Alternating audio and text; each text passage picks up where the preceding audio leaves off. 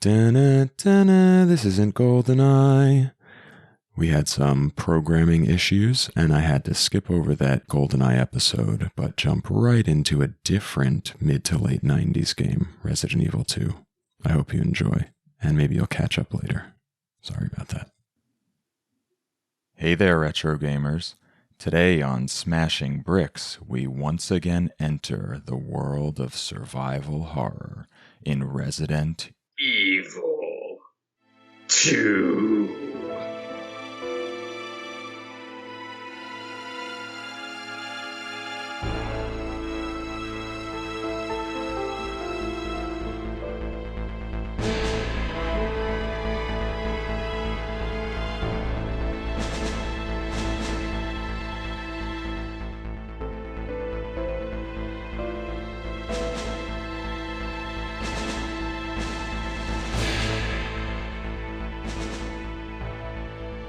Welcome to episode 8 of Smashing Bricks, a retro gaming podcast. My name is Eddie Inzauto, and today I'm here with my old friend Jeffrey Matulef, who, if you've followed what I do for a long time, you might know that we are old podcasting pals. How's it going, Jeffrey? It's going great. Yeah, Eddie and I... We recorded a podcast over a decade ago. What was it, 2009 through 2011 or so, 2012? It has been some... What I'm saying is we're old. That's really the gist of this. We are old. Hence the reason I created a retro gaming podcast and then sought out all my old buddies to come on it with me. So yeah, we did the Big Red Potion podcast, which I also mentioned in my first episode of Smashing Bricks with Sadie Flea. That was our podcast. Jeffrey and I were the essentially the third and fourth chair on the podcast, behind Sadie and our old friend Joe D'Elia. And that's a great podcast that still exists if you want to go look for it. But anyway, today we're talking about Resident Evil 2, as you heard Jeffrey say in our intro. But first, let's just what else is up with you, Jeffrey? What are you doing nowadays? Who are you? Oh, sure. So, I guess I'll give a little background. So I used to be a game journalist. So I knew Eddie and Sadie and many fine folks. So I was probably most known for working at Eurogamer from 2012 to 2017. I was their U.S. news editor, but I did a bunch of other things, and I freelanced all over prior to 2012. Anyway, for the last 5 years, I've been doing public relations at a firm called Plan of Attack. So I've been promoting a lot of indie games, working on a lot of campaigns. At the moment, I'm doing a lot of stuff with Dear Villagers and Thunderful, but it would take way too long to go through all of my clients, but I'm in PR, helping spread the word about a lot of fine indie games, on a lot of fine podcasts and websites and streaming services. So that's what I do now. Amazing. When we were game journalists, we used to call that the dark side, but I think in our older and wiser years, we've come to recognize that there is no dark side, and we're all in it together. Why, thank you, Eddie. It's comforting to hear that. But at least I do feel good about it in the sense of I am helping people get recognition for their passion projects they work on for years. So you're right. There is no dark side. Well, I think I know where the dark side is, and we're about to talk about it. It's in the horror genre, or the survival horror genre, as essentially created by the Resident Evil franchise, right? That's a great segue there. Thank you for that. Yeah, I mean, I don't know if Resident Evil exactly created it, but it certainly popularized it. For sure. I'm not sure if you're aware of this, but the original Resident Evil was initially envisioned as a remake of a game called Sweet Home. Oh, yeah. Yeah, I did read that briefly, but I didn't know what Sweet Home was. Was that a 16-bit game? It was an 8-bit game. It was on the Famicom. Oh, my goodness. Amazing. Yeah, it's a Famicom game. I've never played it. It was only released in Japan. It was actually a tie-in to a movie, a horror movie called Sweet Home, and they made a game about it. And while I've never played it, I watched a video about it. It was more of a turn-based RPG, but it had some of the similar ideas as Resident Evil, where it's set in a house and you would play as different, I think, like one party member at a time, and they would each have a unique ability. And as I'm discussing, it almost sounds more like an Until Dawn type game, somewhere between Until Dawn and Resident Evil, where you try to get as many of the characters out alive as possible. But I think it had the limited inventory stuff, if I'm not mistaken. I don't know. There are other videos about Sweet Home, but the point is Resident Evil was initially going to be a remake of that, but it kind of took on its own identity as it went through development. That is amazing, and maybe Sweet Home could go on my list of games to play in the future. That sounds like it would be an interesting play. But Resident Evil, that came out in 1996 on the 32-bit console, the Sony PlayStation, right? Created by Shinji Mikami and Tokuro Fujiwara, who was the producer. But that was actually, I think, his last game with Capcom before he moved on to his own studio. So essentially, this was Shinji Mikami's baby. And then for Resident Evil 2, which was the sequel, coming out in 1998 in January, a sort of newcomer, someone who had been in a lesser role on the original Resident Evil game, came on as director of Resident Evil 2, and that is Hideki Kamiya. So here we have Resident Evil 2, sequel to Resident Evil 1, which was a great game, and I think a great success. I loved it as a kid. It was being essentially built with these two men who went on to become like legends in video game design. All right, what do you think of these guys? They've worked on a lot of stuff, right? That they have. I'm particularly a fan of Shinji Mikami, who went on to make one of my all-time favorite games, Vanquish. He also did Resident Evil 4. He also did the remake of the original Resident Evil. God Hand, which is an overlooked classic. Dino Crisis. And the first Evil Within. He started Tango Works and did that. So yeah. The only game of his I've not played is PN03 on the GameCube. I would like to play that one. I like that game. That game's like you're basically dancing your way through a shooter. It's pretty interesting. Maybe not his best and not like his most evergreen title, but certainly its own thing and interesting. I'm crossing my fingers that one day they will eventually make a switchboard of it, and I would like to try it. But anyway, Mikami's great. Kamiya had an interesting background. Or an interesting resume since then, because he most famously went on to make Devil May Cry, which many people know is initially going to be Resident Evil 4, but it pivoted into its own direction, and then Beautiful Joe, and then most famously Bayonetta. Right, yeah, he started to develop that whole style with Devil May Cry. It kind of moved away from the Resident Evil style. It was like half Resident Evil and half Bayonetta, and then he like gradually just drifted into this heavy action with all these flourishes, and that's basically his signature look to games at this point, at least when I think about him. Oh, same. Yeah, I mean, he also did Wonderful 101, so yeah, he's the character action game guy.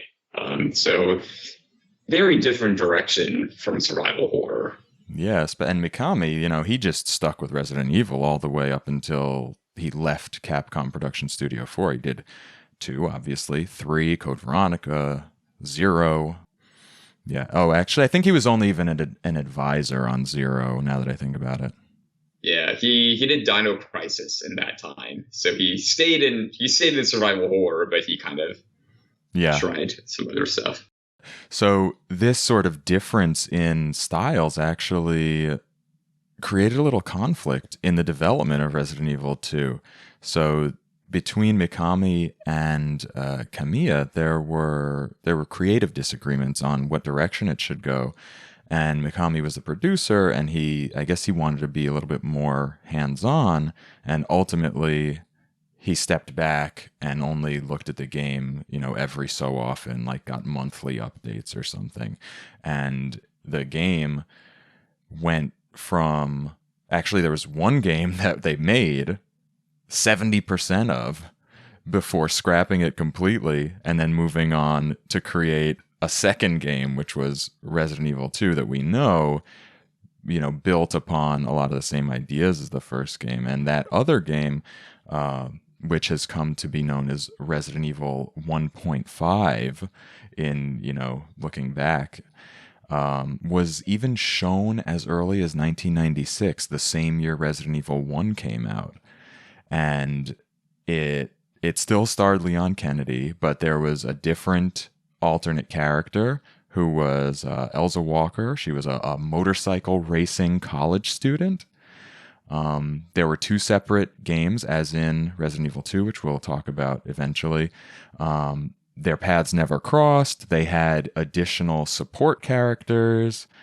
It was not meant to be very intricately connected to the Resident Evil sort of lore, and it had other sort of almost like RPG-esque elements to it, with equipable clothing that gave you different defensive properties and carrying capacities, which the carrying capacities came back way, way later, which we could actually mention when we get there.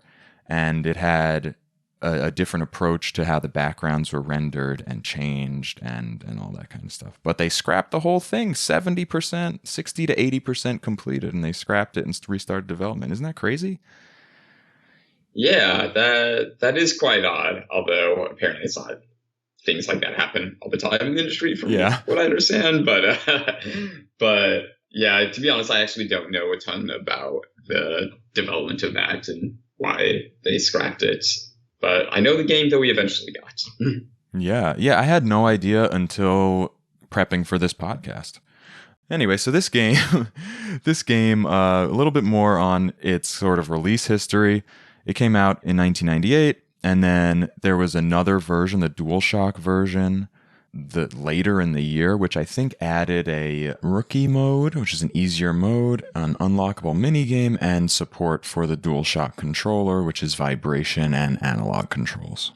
Then there was a Windows version in 1999, as well as the Nintendo 64 version in 1999. Nintendo 64 version, it had the standard game, and then it had a randomizer where it basically randomized the placement of all non-key items to give you a different experience all the time, which is pretty cool. That's a great idea.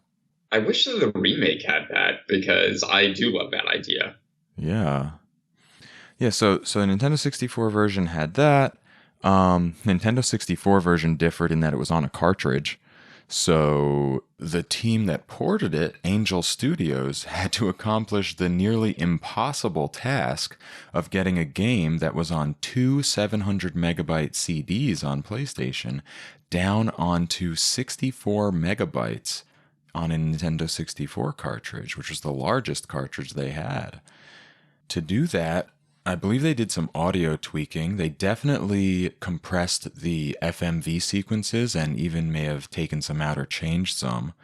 You can notice that all of the background textures are lower resolution in the Nintendo 64 version, but the character models, they all look better. They are anti-alias, they're smoother, they just look better, which is kind of what caused me to play that game instead of the PlayStation version. That Nintendo 64 version was a crazy accomplishment.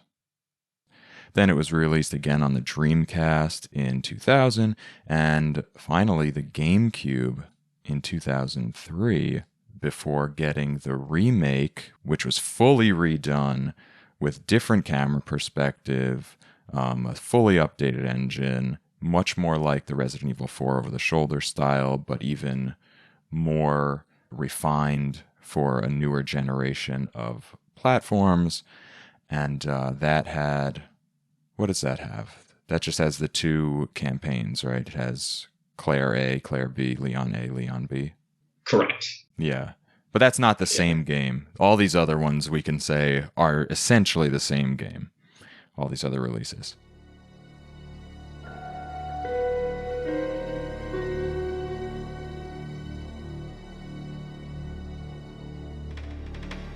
So you said you played the DualShock version most recently, and you had, I was going to ask you what your history with the game was, and you said, you already answered that. You said none, right? You didn't play it back in the day. This was the first time you ever played it. Correct. Yeah. So I can go on a brief tangent about my history with the series. This is the time for that tangent, for sure. Great. Been holding it back. So the first Resident Evil game I played, or more accurately, the first Resident Evil game I tried, because I didn't get too far in it, was Resident Evil 0 on the GameCube. And I played a couple hours of it, and at the time, I despised it. I thought it was terrible. So I kind of didn't play games during the PS1 generation. I grew up on the NES and SNES era, and then my teen years got out of games. I didn't get back into games until GameCube, PS2 era, and not even until quite late in that generation as well. Anyway, I tried Resident Evil 0. I thought the tank controls were atrocious. The only game I'd ever played with a control scheme like that was Grim Fandango, a game that I love except for its controls. But at least in that game, there's no combat in Grim Fandango, so it was just kind of slightly annoying. And I was just like, this is an action game, and you hit forward and your character runs towards you or left or whatever. I just could not get my head around that. And I hated the limited inventory. I hated that you needed an item to save. It just felt like a lot of trial and error. Like, everything about it. I like the graphics. That was like the one nice thing I could say, but I just didn't like playing it. So, I remember I got a cheap used copy, so it only cost, $10 or whatever it was back then. So I instantly sold it, hard bounced off the series. At that time, I thought as an action game it didn't work. I thought the puzzles were trash. I thought the writing was cheesy. Like, it just was not clicking with me at all. Then Resident Evil 4 came out, and reviews were over the moon. And I'd seen footage of it. It looked very different, a lot more shootery.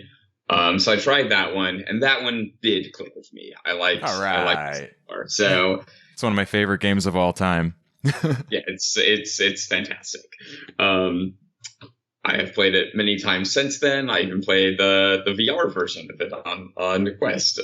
Anyway, so that's what got me into the original series. But I had no love for the old, fixed camera angle tank control games.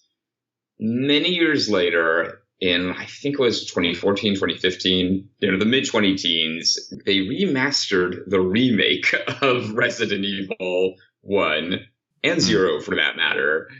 And a good friend of mine had advocated me to play the original Resident Evil for ages, or at least the Resident Evil remake for years. And I borrowed it from him, I think a couple of times, and it just never played it, or played it for a half hour and was turned off by the tank controls.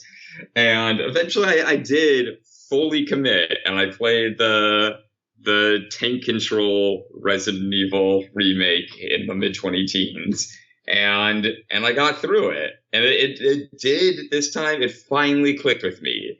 And I stubbornly insisted on playing it with the old classic control scheme with, the proper tank controls. And it worked. I think it's because I don't think there's ever been a video game series or, video game style that I've done a 180 on the way that I have old school Resident Evil.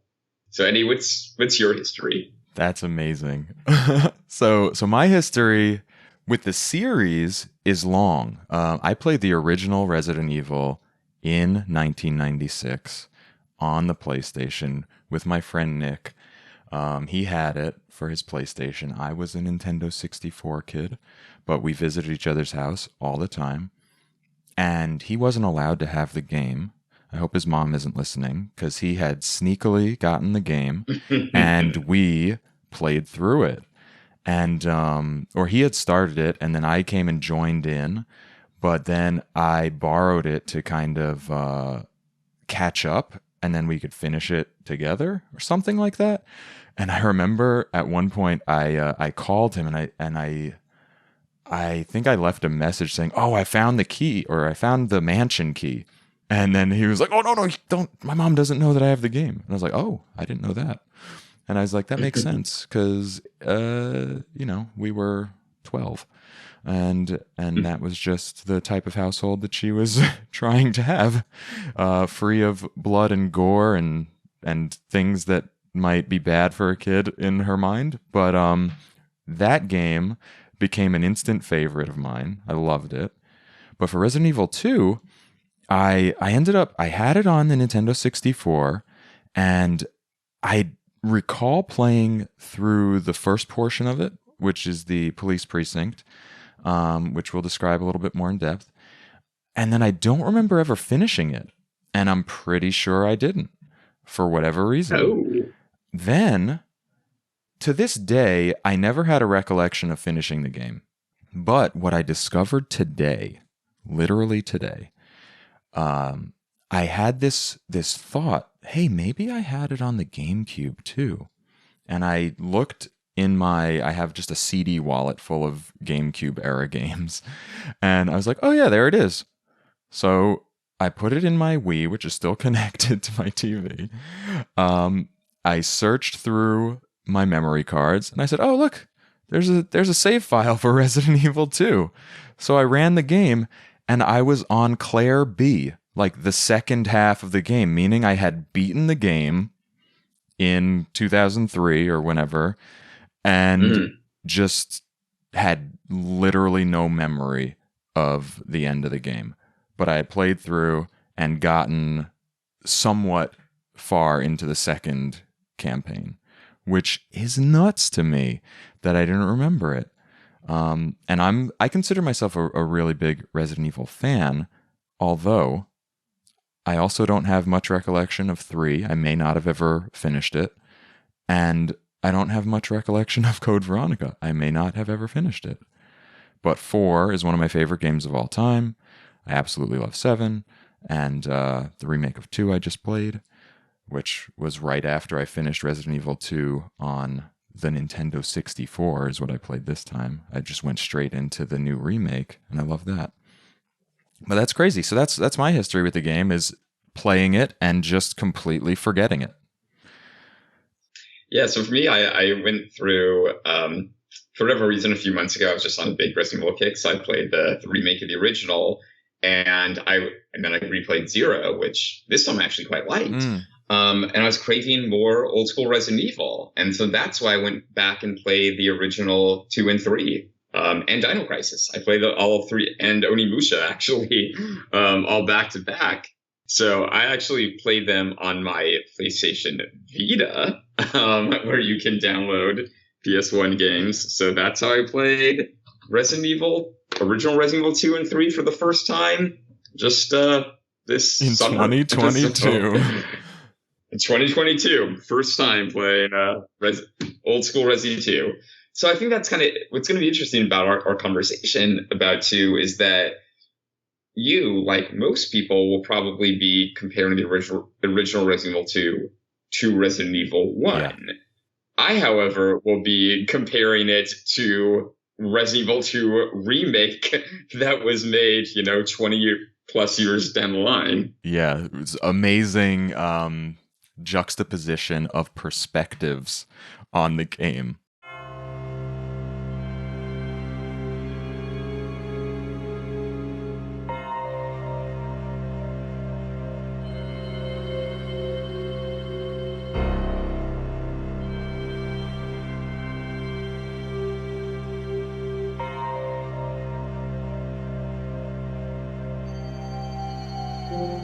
I mean, what is Resident Evil? It's a super popular franchise, and I would venture to guess that most gamers who are listening to a retro gaming podcast know about it. But if anyone doesn't, it's essentially I think I'm going to go a little off of the beaten path with the description and say that it's really an old school adventure game turned into an action game in 3D space, which is interesting. You mentioned Grim Fandango with the tank controls and the fact that it's an action game, and having, being annoyed by the puzzles and the inventory system, because all of those, I was just realizing it in this play, they seem like holdovers from the point and click adventure genre.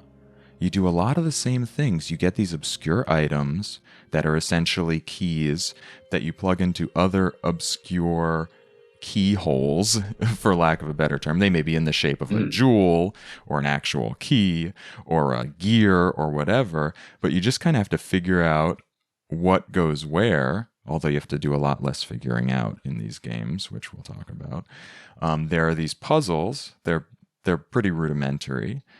And then you have this inventory system you have to manage and go back to your item box, and the save system's weird. It has this sort of funky amalgamation of aspects of a video game that now sort of has this almost like a veneer of a 3D game. Because again, 1996, this game was created in the infancy of the 3D game era. So they slapped these pre-rendered backgrounds down, which were beautiful at the time, and now to me look a little muddy, and then stuck polygonal character models within this space, kind of floating along through the hallways and stuff, with items that you could interact with sticking out like a sore thumb. So it was a really interesting direction and very unique for the time, and I guess it worked, right? Yeah, it's interesting that you call them muddy, because playing, old school 2 and 3 now, the thing that really struck me is just I thought they were just beautiful. I mean, really? They're muddy. Yeah, like they're almost impressionist. Yeah, like they're certainly pixelated. So like they're basically dioramas, right? They have 2D backgrounds with 3D foregrounds. So and at certain parts, I would agree, look kind of muddy. Like the lobby of the police station into is this just kind of gross, bland tan. But some of the other areas look really interesting, especially when you get to like I'm not sure how to describe it, but this sort of construction-y zone where anytime you get to see the sky, really, when you're outside the police station, or you're looking at this scaffolding and pipes and but even the interior stuff, I think looks quite good. Like when you go into the parking garage, you've got all the pre-rendered cars there. I don't know if it's my nostalgia for games like Grim Fandango, but I see what you're saying. That okay, so one of the things that initially had turned me off of these games is I loved adventure games back in the day, and I particularly like their puzzles. But in adventure games, you have to do a lot of going back and forth and trying to, jog your brain about like what could go with what. In fact, I recently just played Return to Monkey Island, so I can have a very direct comparison to how adventure games work, fresh in my mind. And in Resident Evil, as you're walking back and forth, you're taking damage from enemies, and you have limited healing supplies. So initially that really turned me off. Like, I'm like, I like solving puzzles, but I don't like solving puzzles while I'm, being punished for walking around the map. But I think what kind of turned me around on that is, as you alluded to, the puzzles in Resident Evil are quite simple. So to me, it's less puzzly than adventure game, but I feel like the art direction feels very adventure gamey. One of the things that I love so much about the old, Monkey Island games and Grim Fandango is you had the sense of like every new camera angle every new place you got to was such a reward. You know, whenever you would get to a new island in Monkey Island, it just felt amazing to see some new sight after being stuck in this relatively small game space. And then you suddenly get somewhere new and it's just incredible. And I felt like Resident Evil 2, is the one we're talking about, did that so well. But, you know, when you get to the parking garage, it's like, oh my God, it's this new place. Or when you get to the the cartoonishly evil police chief's torture den, which is already a hilarious thing to have in a police station. Can we just talk about the setting, actually? The setting of this game is just bananas. Like, when I loved the Spencer Mansion, the first game, even though for me the first game was the remake of the first game. But, you know, because I love that gothic horror, you know, feeling. And so when I heard Police Station, that sounded kind of bland to me.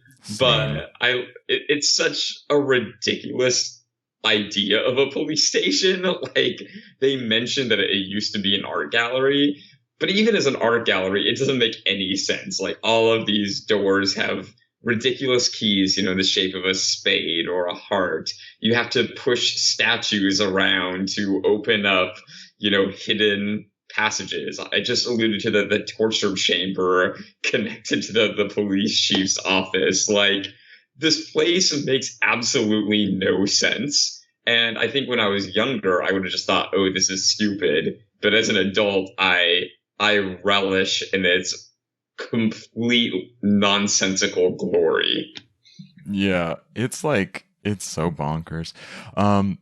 I felt like they were really just trying to redo the Spencer Mansion. You know, like with this police precinct, they were like, let's just make it another mansion, but call it a police station.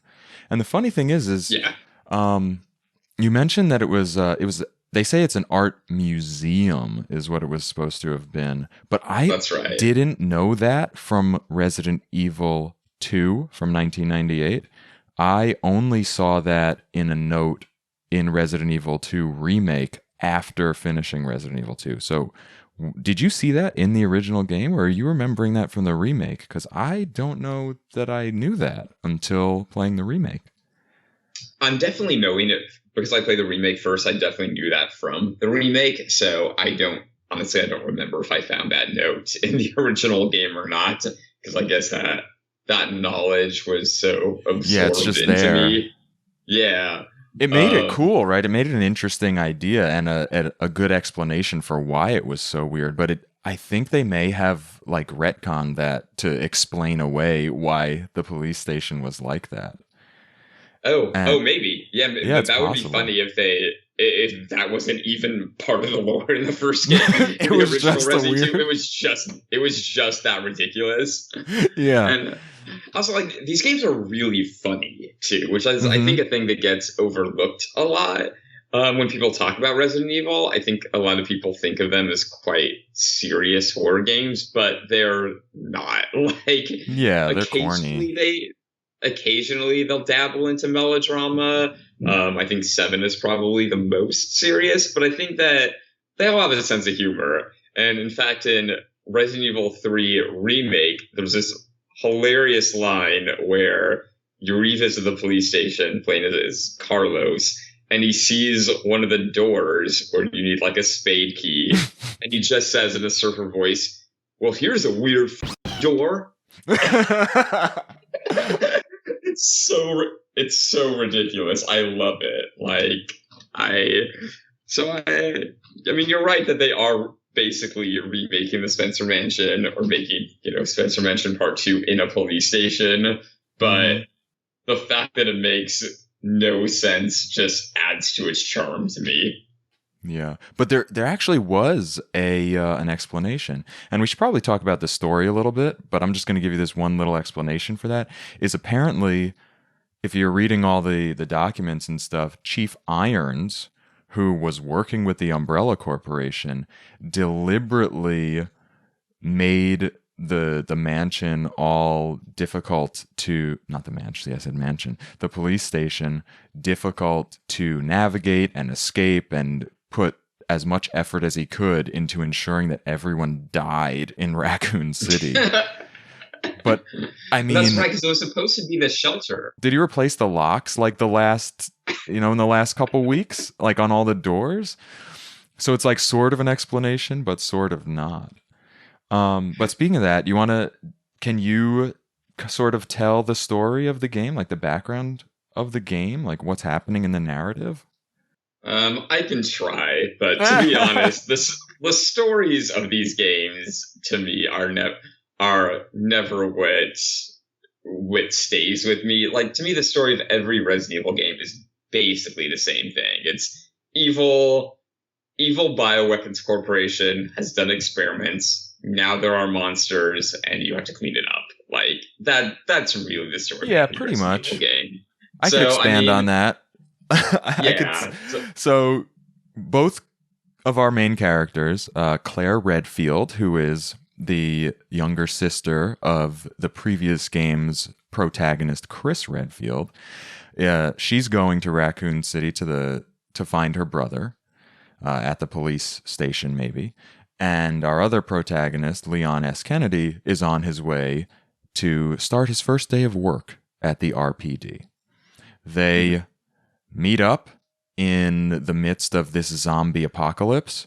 He saves her from a convenience store full of zombies. They get in a car together.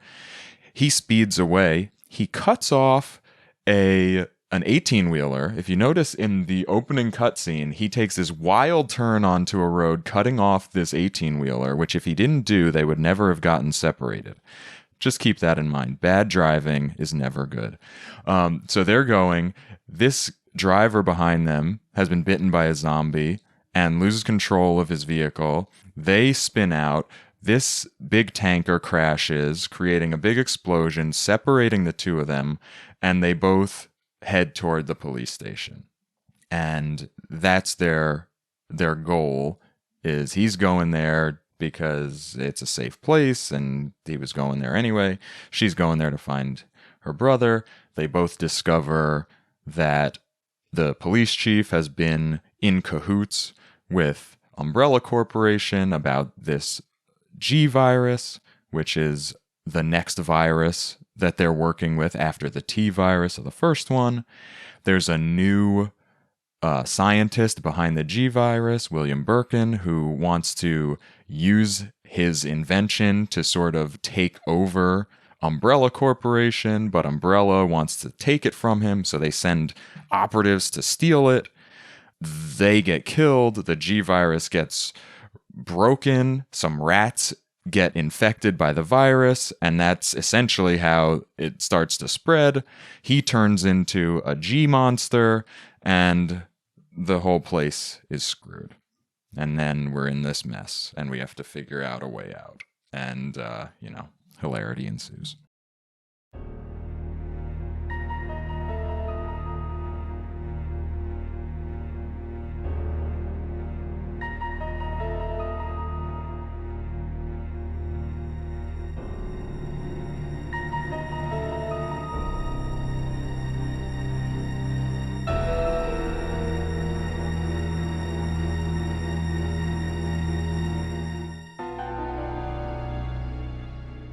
Because I played the remake first, I really liked the remake, and I had nothing to compare it to. I can compare it to other Resident Evil games, but I couldn't compare it to the original Resident Evil 2.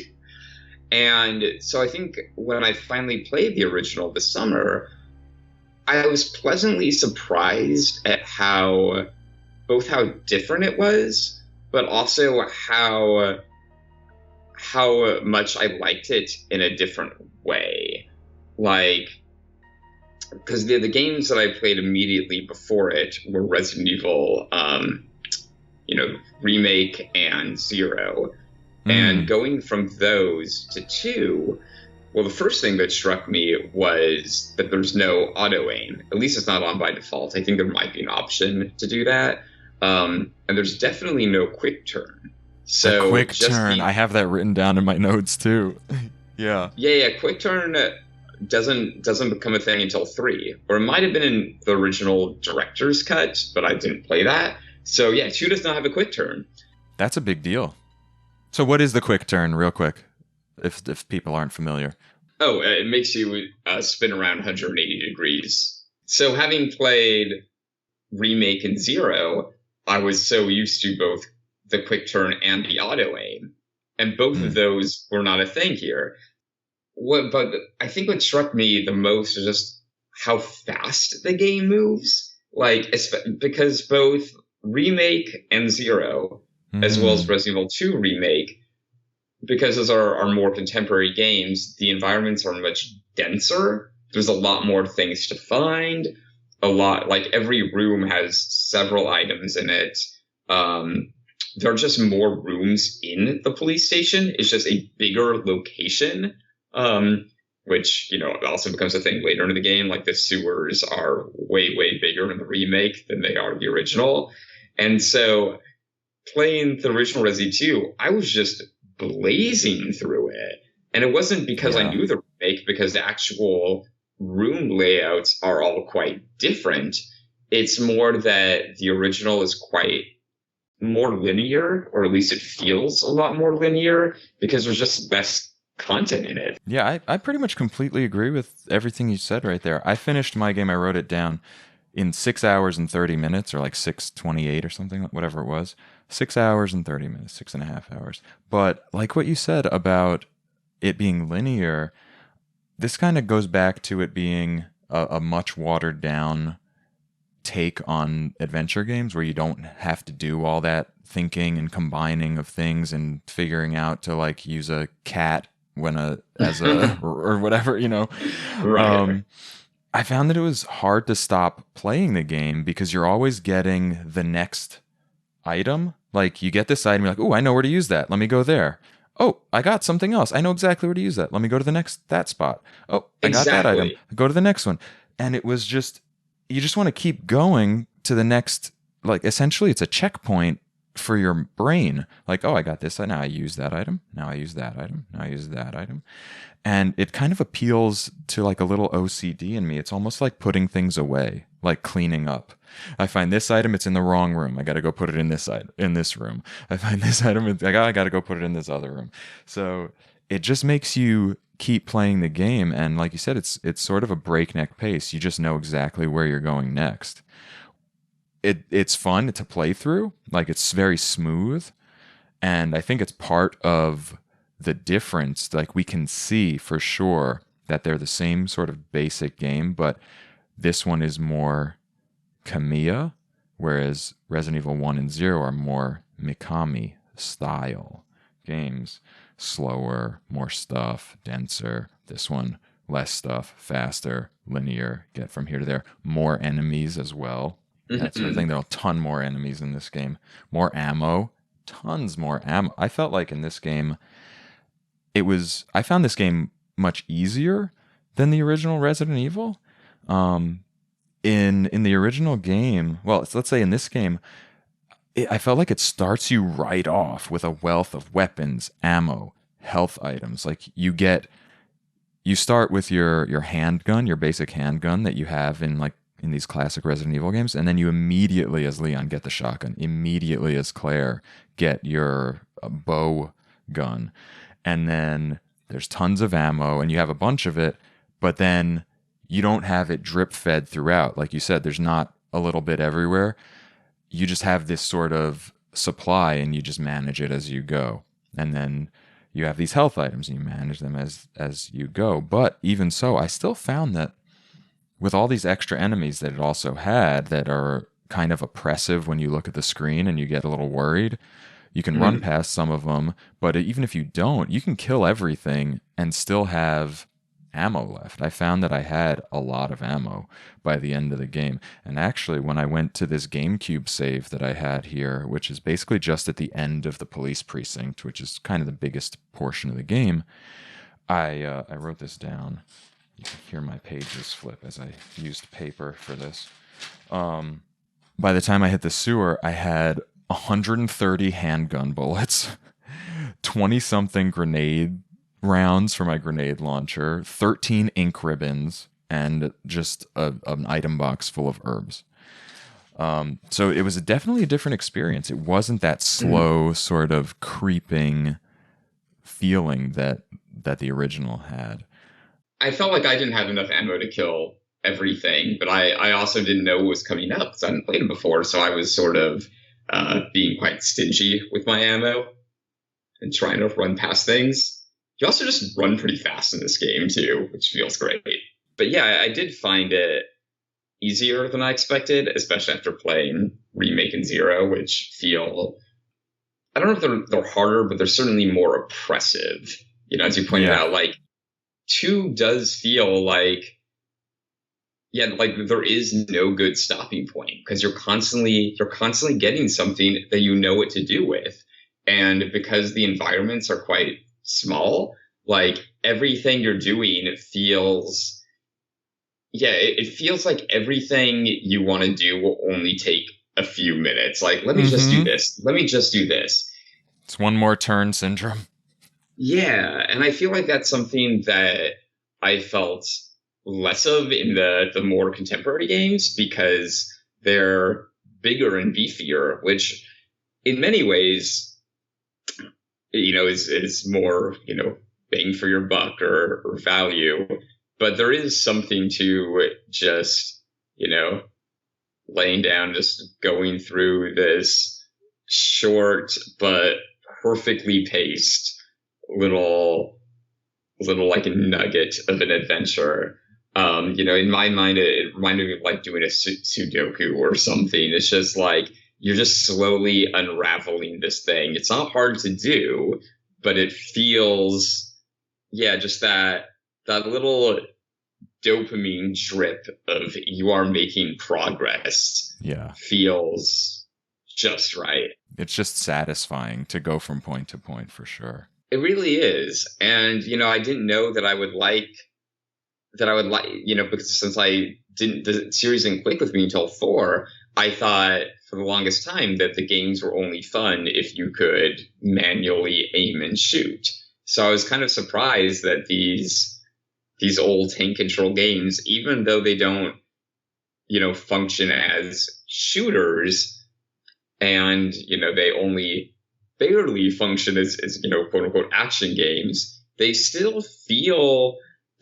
capture that feeling of like preserving ammo and not, you know, there's still that intensity of deciding like, what do I bring with me? Do I take, you know, 3 shotgun shells or 11 handgun bullets? You know, like, yeah. You know, making these little choices and coming up with, you know, which route do you want to take and what things you want to bring with you. It just feels, yeah, there's just something about it. And even the tank controls grew on me. Like, I don't know what it is, but there's something so satisfying about lining your character up in the right direction and just holding forward and watching them like run through 4 camera transitions. And there's a little hiccup between the camera transitions because it's an old game, but even that feels good weirdly. Like, I don't know what it is. Just like there's so many things that are like the door opening animations that initially I hated, like they grew on me. And like they give you just this little, just the tiniest bit of breathing room. Where initially I didn't like that, like you understood that, oh, in some rooms you're completely safe and in other rooms you're in danger. At first I thought, oh, that's boring because you're safe 70% of the time.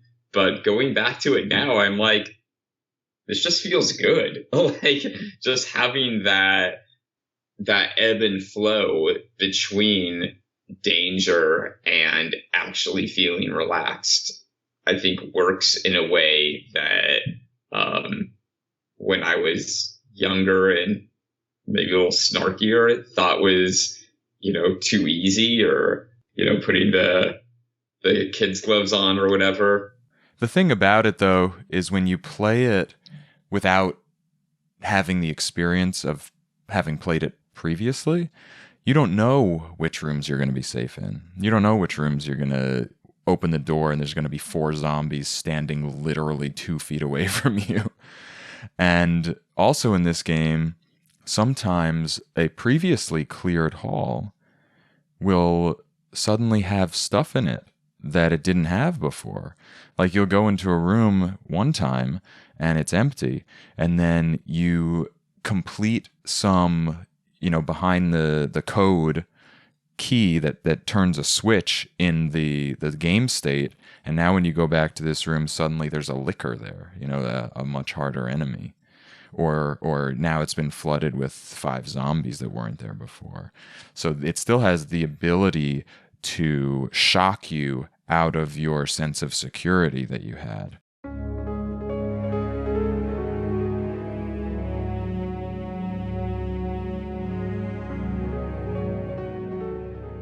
I want to ask you about the save ribbons, because that's another thing I've done a 180 on, and I'm curious how you feel about that, because it's a unique mechanic that I can't think of other games that use it.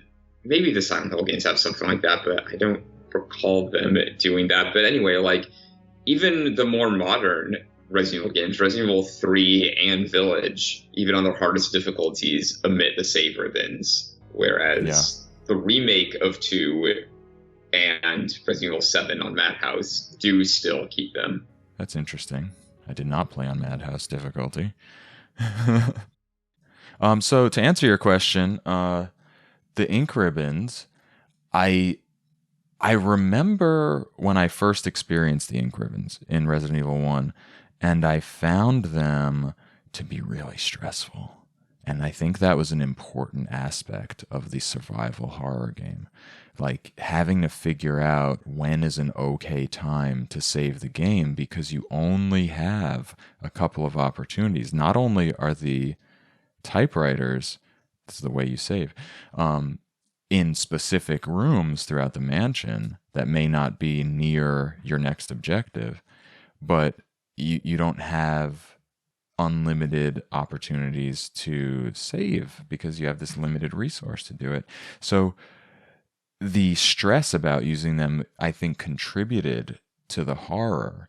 And you could also mess yourself up too if you weren't careful. Like if you saved at the wrong time and didn't like save in an extra slot, you would be like, oh, I put myself in a bad situation, or like, oh, there's not enough ammo to beat this. I have to go back a couple saves, and if you don't have that save, what are you going to do?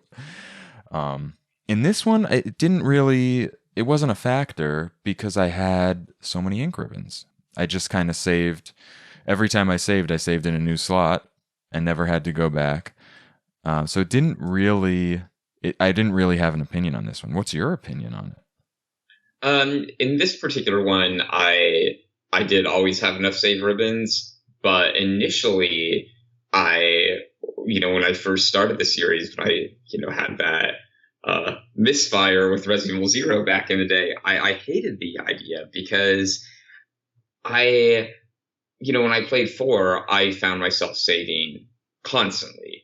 I would redo something in my inventory and save again, so I wouldn't have to do that every time. I would, fight a couple enemies and be like, I cleared this room out pretty well. I'm going to go back and save.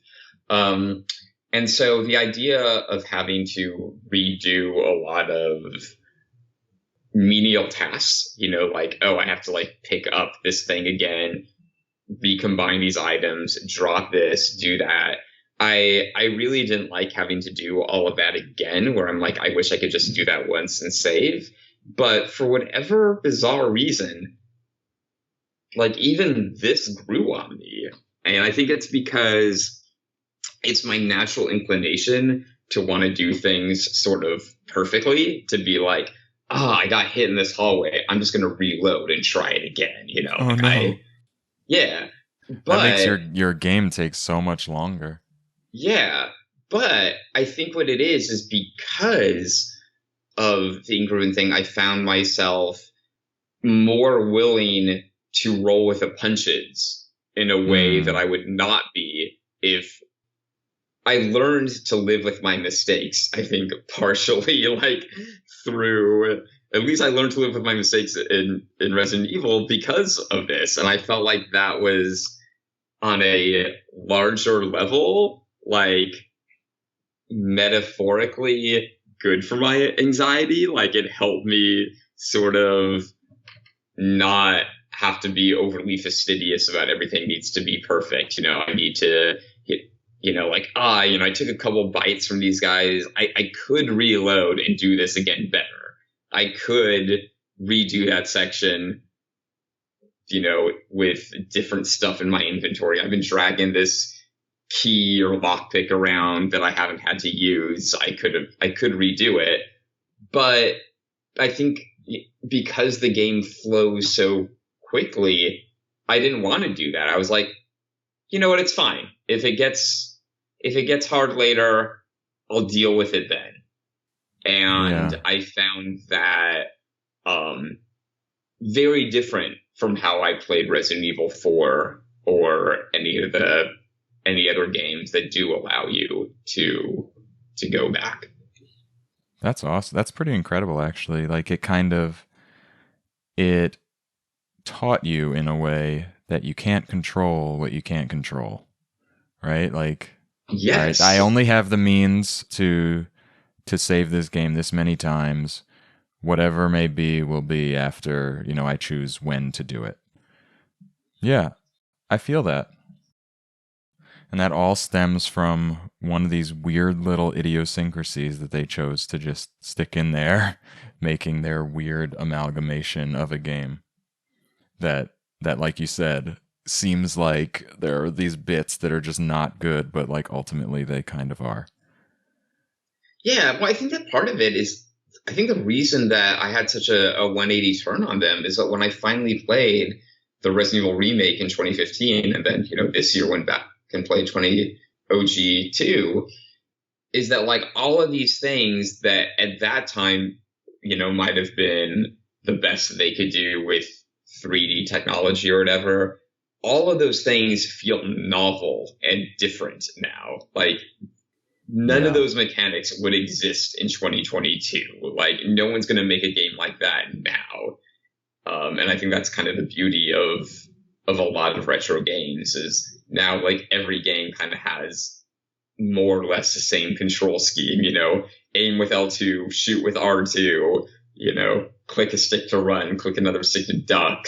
There's always a stealth mechanic. Like every game. Yeah, there's a homogeneity to Yes. to the wider gamut of video games, whereas at this time, it was the beginning of the 3D era, so we had these developers figuring out what makes a game successful in this new space that we're designing them in. So they're all trying different things and making their own unique creation, and this is definitely one of the ones that was pretty unique and pretty successful and like its own thing. Yeah, and it's something for a long time I wanted them to remake Resident Evil 1 like the 2 and 3 remakes, is behind the shoulder kinds of games, but I don't really want that anymore. I think that 1 works for what it's doing, and I think that both 2 and 3, I think they work both in the original form and in their shootery remake form.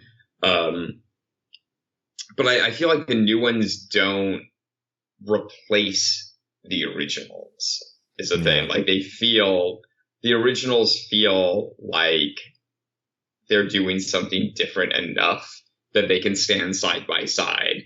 And now I would kind of like them to make a brand new, fixed camera angle tank control game. Imagine how good that would look and play. Oh my God. That's what I want. I want that too so much.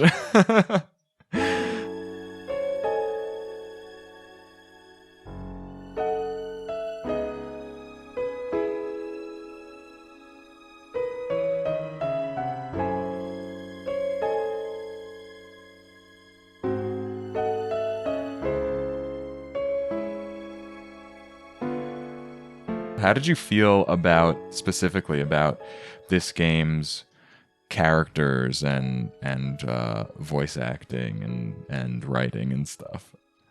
Oh, it's hilarious. I wish I could remember specific points, but I do remember there were a good handful of times in this game that I was laughing at the voice acting.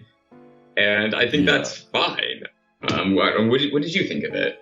So I do have some quotes that I wrote down because some of the acting just made me crack up. I wrote in big letters, "ha ha," in front of a few things. So I played as Leon, the Leon A campaign. And so I've always kind of loathed Ada Wong as a character for whatever reason. I first met her in Resident Evil 4, and I didn't like her in that. And then playing this, I just didn't like her in this one. I didn't like the relationship that just came out of nowhere for Leon with her. They don't know each other at all. She's like not nice to him. She's an operative for Umbrella. She's essentially working against him. It makes no sense. Yeah, his affection for her, or his desire to protect her just for the purposes of like a plot, you know, for this guy to have someone to be a hero for, is ridiculous. And there was a quote where he's like, "I know her. Ada wouldn't do something like that." When Annette Birkin was like, "She's a spy." No, you don't know her. You met her 5 minutes ago, dude. She specifically got close to John and became his girlfriend to get information about Umbrella. That can't be. I know her. Ada wouldn't do something like that. If you don't want to believe it, I don't really care. You're about to die. And then at the end, she dies, and he's like, "Oh, goodbye, Ada." Like, she like left you for dead in a sewer hallway just a few hours ago. And first of all, you shouldn't have like risked your life to protect her. He jumps in front of a bullet for her. Meanwhile, she's just trying to collect the G virus for Umbrella. It's so ridiculous. Man. I wonder if that acting style would work with the more realistic faces that we have today. Because I'm wondering if it only works because the characters are these blocky, polygonal, impressionistic things. Like, what would it sound? Someone's got to have made a video like that of the new game. But like, there's just like the new games have, you know, lip syncing and everything. Like, how would that work? I would love to see that. And I'm also glad you mentioned Ada, because I like you, played Resident Evil 4 before too. And from 4, I felt like I was like really missing out on this relationship. Like, oh, these characters clearly have like a complex history.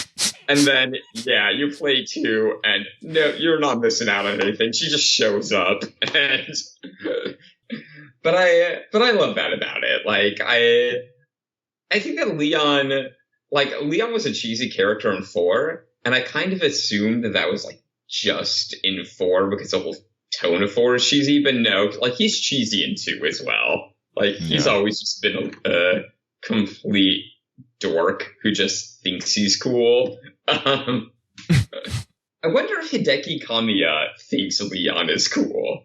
I hope not. I want to say that he knows better. But I don't know. I don't know. He made Dante from Devil May Cry. Dante is cool is a thing, because I think he also thinks Dante is cool. Oh God, that's funny. We should ask him one day. He'll just block you on Twitter. He's notorious for that. Yeah. Okay, so let's finish out some of the things that we do in this game. So we finish the precinct, right? We go through, we do all this back and forth, getting our items. It's almost like Metroidvania-ish, but without abilities, just with all these keys. We get these 4 different keys. They open up new doors. We get all the new stuff. Then we go, we go into the sewer. Right? And we have bosses. Right? We fight some characters, right? We have a few confrontations with our mad scientist, Birkin. Yeah, refresh my memory how the bosses, well, if you can recall how the bosses work in the original two, because I know the bosses in the remake very well. In the original two, I remember being surprised that I was like 2/3 of the way through the game before you even fight the first boss. When you fight Birkin for the first time, it's quite late.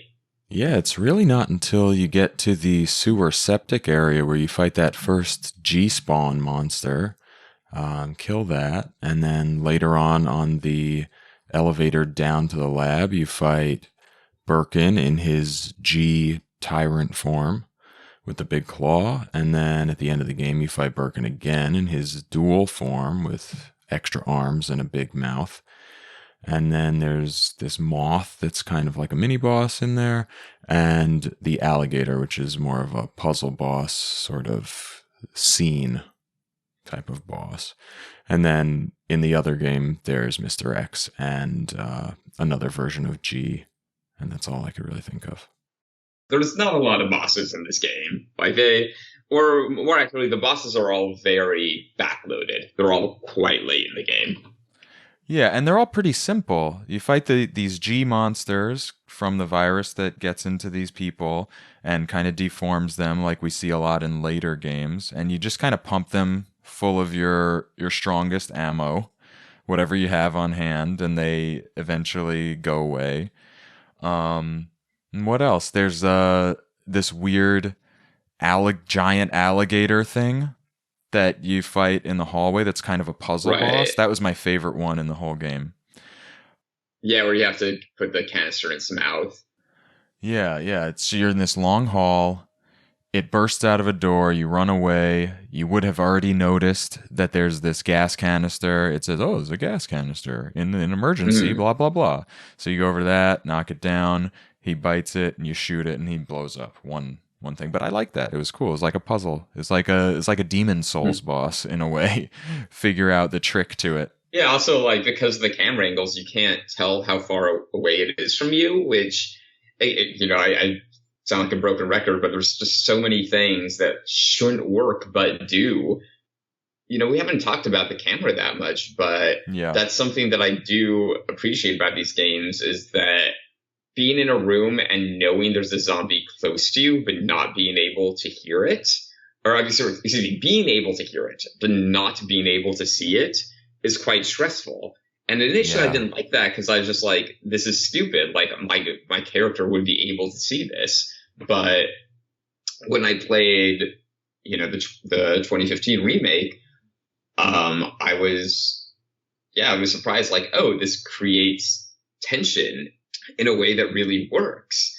And in fact, when they announced Resident Evil 7, I was concerned that it wouldn't work in first person. But yeah, actually, one thing that I did want to talk about is just like the regular enemies. Mm-hmm. One thing that initially disappointed me when I played the remake first and then also the original is there's not a lot of enemy variety in these games. It's primarily zombies. You've got the lickers, who are quite dangerous, but they're blind, so you have to move slow around them, which I think is a really cool. It's a cool mechanic, especially if they're in a room with something else. Later on, there are some plant monsters, but there's not a lot else. Or spiders in the original game, which were not in the remake, unfortunately. But there's not a lot of variety. But I think what worked is that the enemies react quite differently to where you shoot them. You can blast off their legs and they'll still crawl on the ground. You can shoot them in the head, which does the most damage, but it's hardest to hit. You have to wait till they're very close to you. And I think that was something interesting that I thought would really be lost going back to the original, not being able to aim manually, that like, oh, you're not going to be able to pick them apart the same way. But you kind of can. It's not as deep or refined as, shooting like, a specific shin or whatever, the way that the remake is. But there's still enough variety to it that it does feel a bit like a puzzle trying to decide where to shoot. It's not just a big block of an enemy. You have to make choices about, do you want to save your shotgun ammo and try to hit the zombie in the head, or shoot in the legs and try to run past it. Interesting. I never tried to shoot them in the legs in Resident Evil 2, the original. Does that make them fall? Like if you point the gun down, because in this game, so for anyone who doesn't know, you can shoot straight, you can aim up or aim down. I often used the aim up, and I found that you're talking about where to hit them. I found that the more interesting thing, or the bigger decision, was when, because there were a bunch of zombies and they're all kind of moving, and they don't move uniformly. One will move a little bit faster for a second, the other will move slower, then they'll both go together. And I would kind of wait until maybe they were bunched up. And then if I used the bow gun, which shoots multiple arrows out, it'll hit both of them and knock them back, maybe kill two in one shot. Or wait for a shotgun blast and then aim upward, and it'll blow off both of their heads, something like that. Wait till they're together.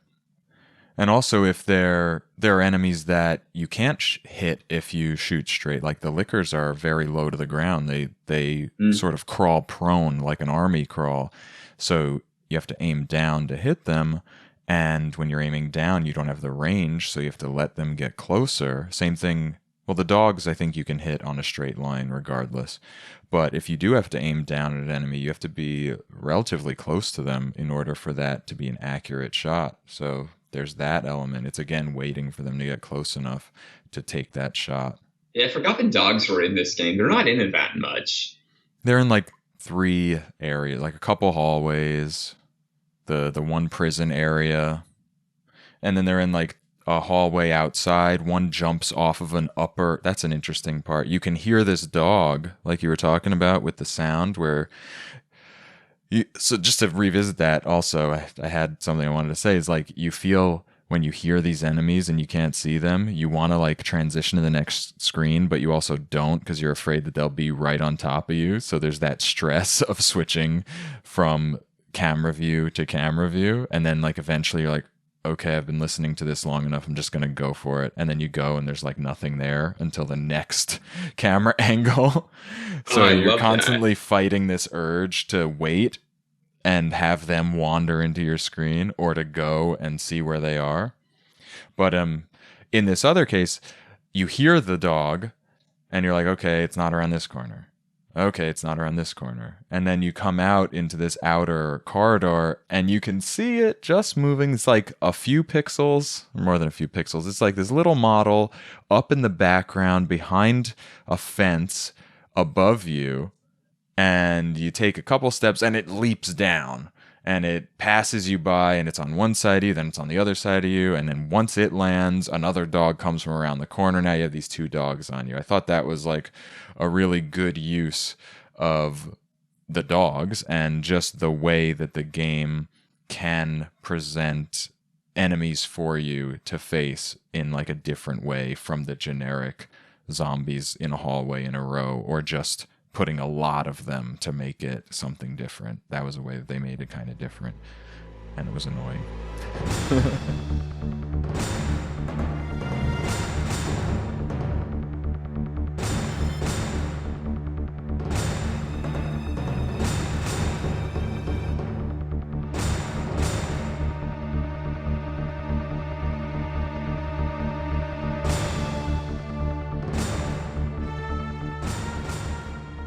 So I did Leon A, right? And you encounter Ada when you get into sort of the second area and the third area, which we didn't get to, but it was the third area is the Umbrella, essentially bio-weapon engineering facility. Right. It's their labs. And you get to the end of the game, you have a little bit of interaction with Annette Birkin, who's trying to basically figure out a way. She's gone a little crazy in the original. She's definitely more grounded in the new Resident Evil 2, but in the original she's like kind of nuts, and she's a little obsessed with her husband, who's turned into the G virus thing monster.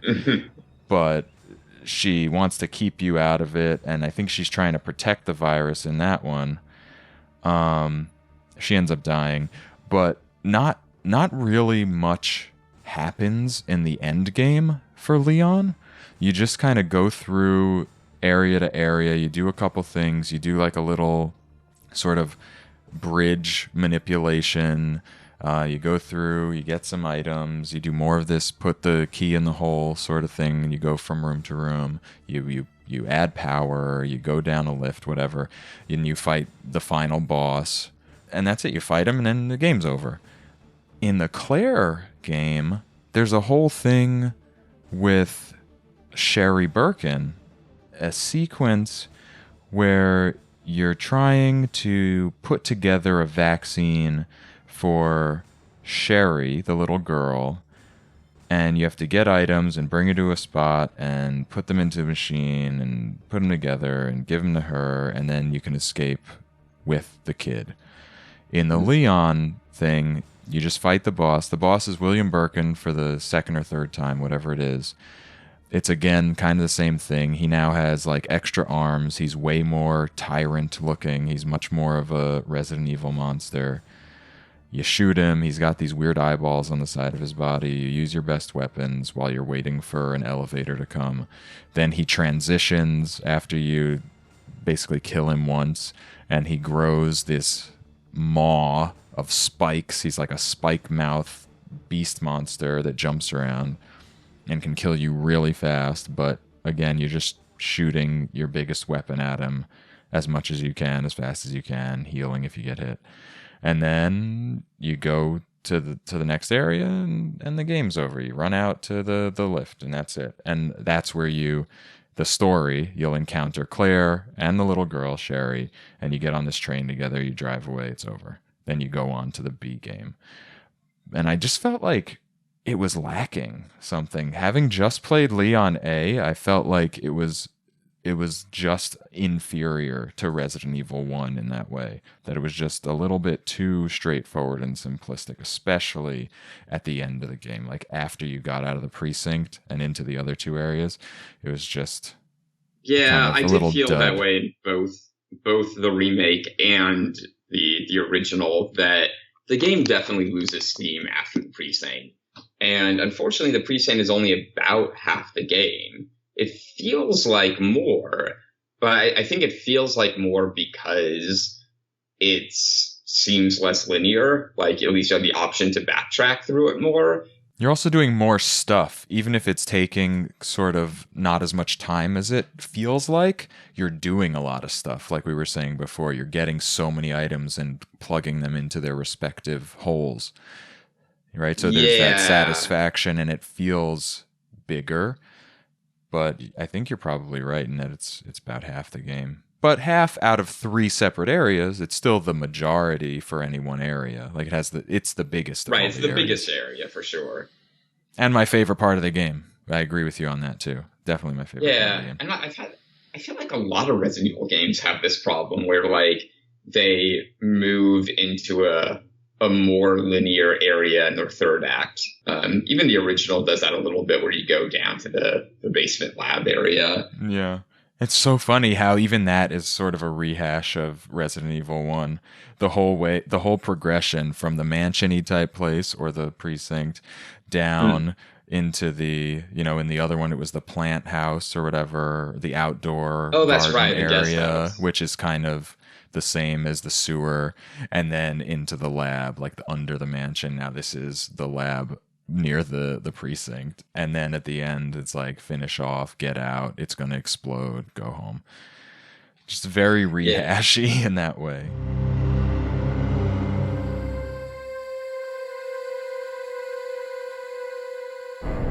You were mentioning the end of the Leon campaign, and I remember one thing that I found really funny is, if I remember correctly, when you meet up with Claire and Sherry's like, Leon! And if I remember correctly, these characters have never met. Yeah, they hadn't in the Leon camp. In Leon A, they hadn't met at all. And it's like really weird. Yeah, she's just like, Leon. Claire B, they don't meet either. These characters have never met, and she's just excited to see Leon. It's very weird. There's another weird thing where where Ada is holding Leon at gunpoint. Ada, who Leon loves, by the way. Ada's holding Leon at gunpoint, and then Annette Birkin comes out and shoots her. Ada Wong's holding a black gun. Annette Birkin's holding a white gun. Comes out, shoots Ada. Ada tumbles over the guardrail. She's holding her gun in her hand. Leon catches her by her other hand. She says, "Oh, whatever, I'm gonna die," or it's like, goodbye. And then she falls with the gun in her hand. Then there's a white gun on the ground laying next to Annette Birkin, who died right after she shot Ada. And then he walks over, and if you search it, it says, "It's Ada's gun. It's empty." I'm like, what? She fell with the gun in her hand. Would she throw it up onto the walkway as she fell, and it changed color? It's a really funny continuity error. Yeah, I don't remember that. I'll have to look that part up again. Another hilarious thing in that same moment. There's a lot of real just stupidity in the end game for Leon in that moment right there. So right after she falls, he has this sort of emotional moment where he has the G virus vial in his hand. This really, really important thing that has caused so much horror in this world. He's got this virus in this vial that everyone's been trying to protect. Yeah, Annette Birkin's been trying to hold it. Ada's been trying to recover it for Umbrella, and you would think Leon is trying to make sure it doesn't get out. And he tosses it. It's glass, by the way. He tosses it many stories down this underground silo after a woman who just fell to her death, who he's in love with, who he doesn't even know, who was just holding him at gunpoint. That is the most ridiculous set of facts I could think of right now. I mean, that's part of the joy of these games, is how stupid they are. Like, to me, the stupidity it's a feature, not a bug. Yeah.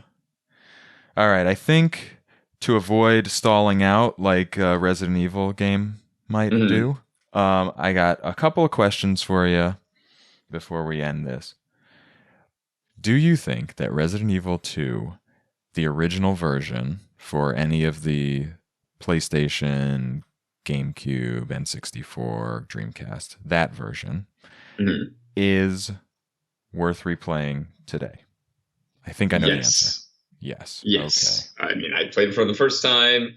I recommend playing it on Vita. It's a comfortable system to use. It doesn't use the R2 or L2 buttons much, if at all. So yeah, you can play it in bed, which is how I did it. But it's, like I said, it's short and breezy.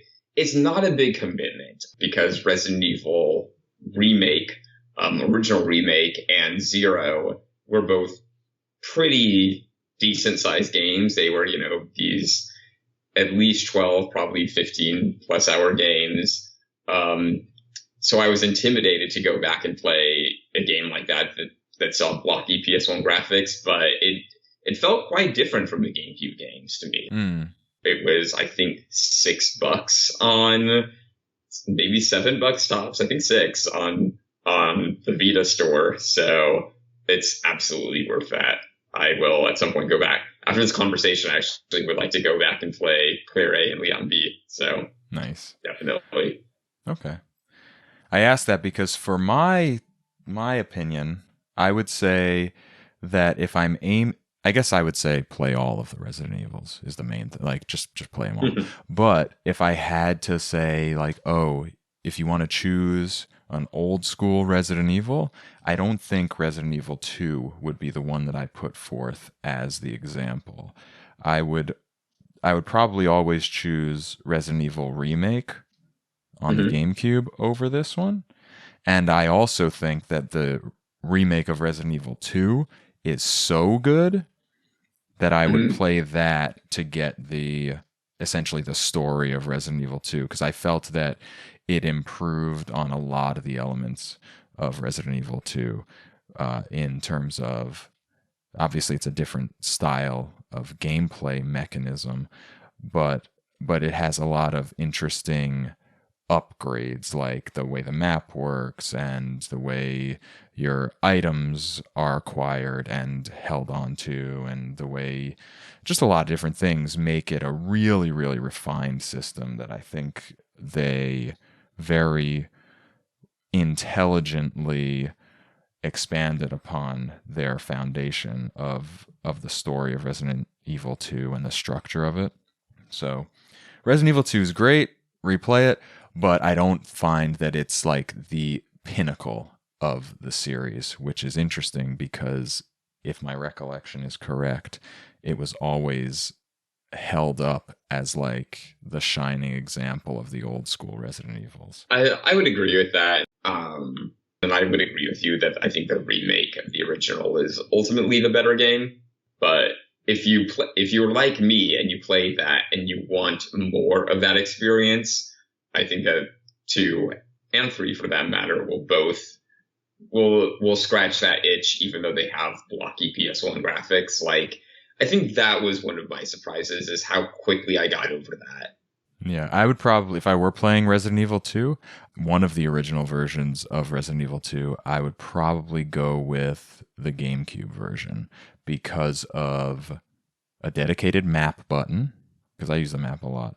I would go with one of the ones with a dedicated map button, which is either the GameCube version, I know for sure, the Nintendo 64 version, I know for sure has it. Probably the Dreamcast version has it. But between the Nintendo 64 version and the GameCube version, at least, the GameCube version just plays a lot smoother and looks better. And it has a disc with the capacity to not gimp out the sound and cutscenes. Even though the Nintendo 64 version does have that randomizer mode.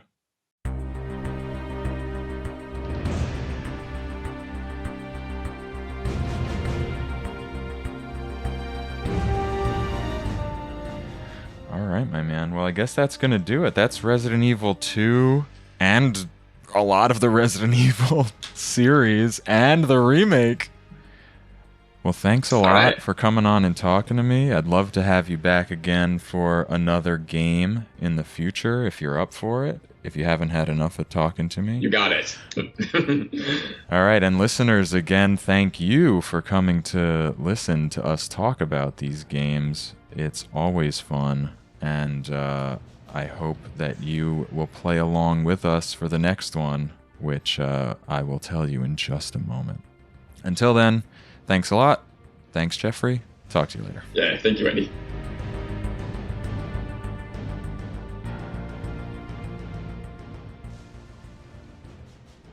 Man, that was a fun revisitation. I know I didn't give you a heads up on that one, but if you want to, jump back in, play some Resident Evil 2, and drop us a line. Tell me what you thought of the game and what you thought of the podcast. I am going to give you a heads up for the next one, and for our next episode, episode 9, we're heading all the way back to 1987 for Wizards and Warriors on the Nintendo Entertainment System, developed by Rare. I'm going to be joined by an old friend and the brother of previous guest George Brandeis. This will be Brian Brandeis playing Wizards and Warriors with me. So get yourself a hold of it, play through, it's pretty quick, and join us back here next time on Smashing Bricks. And in the meantime, you can head over to Instagram and follow me at Smashing Bricks. I'm going to get back to gaming. Hopefully you do too. And until next time, may the nostalgia be with you.